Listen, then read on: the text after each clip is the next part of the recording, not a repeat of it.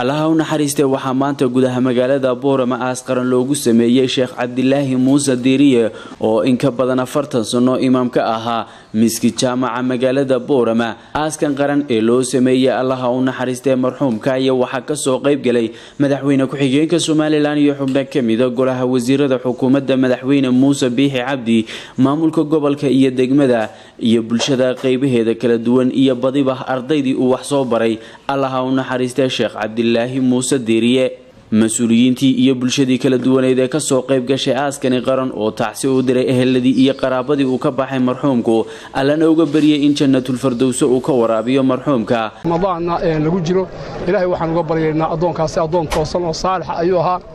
wixii ragii raqamka iyaga da'dayada ama naga weynaa ee xaafidul quraanka ah ee quraanka xifdiyay waa badan tahay iminka dhalinyarta quraanka in xifdido laakiin waqtiga Sheekh Cabdilaahi Allah u naxariistay oo quraanka xifdiyay ilaahay waxaan uga baryaynaa Sheekh Cabdilaahi naxariistay janna inuu ka waraabiyo Allahumma ighfir lahu warhamhu waj'alhu min al-mahshur fi zimrati an-nabiyyin was-siddiqin wash-shuhada'i was-salihin ilaahay subhanahu wa ta'ala sheekheena Sheekh Cabdilaahi waxaan ilaahay weydiinaynaa ilaahay inuu dambi dhaafo ilaahay uu dambi dhaafo adoon saalix oo sida la sheegay waxaan xusuusanahay salaada subax oo kaliya ayuu quraanka ku dhameyn jiray intuu soo geeyo tarakadii ehelku ka tagay Samiir ma Allah ka siiyo nin tilmaamo buu ahaa nin cid loo tilmaamo karo turimahay ilaahay tilmaamay buu ahaa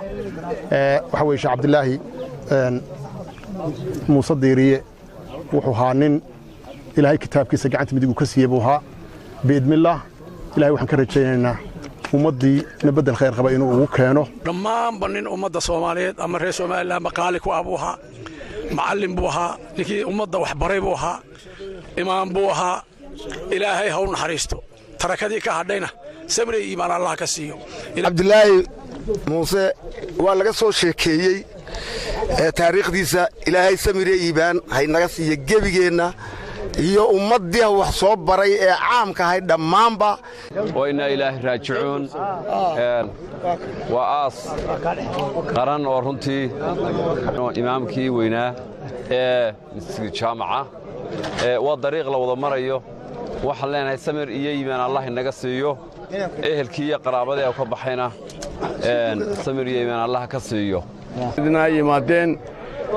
ilaahay waxaan uga baryaynaa inuu naxariistii janno siiyo ilaahay waxaan uga baryaynaa inuu madigta looga dhiibo kitaabka dadkii iyo eheladii uu ka tegayna samir iyo iimaan baan leenahay waxaynu joognaa aska Sheekh Cabdilaahi oo runtii sheekhdii culimadii waaweyn gobolka ah oo imaamkii ugu taariikhda dheeraa masjid jaamac weyn runtii waynu ducaynaynaa in ilaahay u naxariisto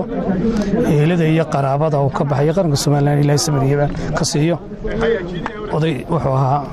sheekh caalima oo culimada runtii lagu daydo ahaa Cabdilaahi Muuse Diiriye Allah yarhamu in hal khayr ahaa alifbaad horta isaga ay bilaabay hangaar igu lahaa intaan garanayana quraan ruugun buu ahaa intuu cilmi soo baray dad tiriicad bale la ilaaha raajicuun kullu nafs daqiiqatul mawt dhamaantiin ma waan dhimanaynaa waxaan maanta halkan u joognaa sheekhiini weynaa Sheekh Cabdilaahi Muuse Diiriye oo xalay ku geeriyooday magaalada Boorama oo aan ilaahay halkan taxasuuqa diray dhammaan ummadda reer Soomaaliland iyo shacabka reer Awdal gaar ahaan degmada Boorama iyo qoyskii iyo qaraabada ehelku ka baxay dhammaan leenahay samir iyo Allah ay naga siiyo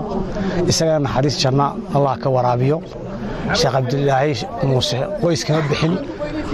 ummad buu ka baxay nin caalima oo ummadan wax soo tarayay oo ummadan wax soo barayay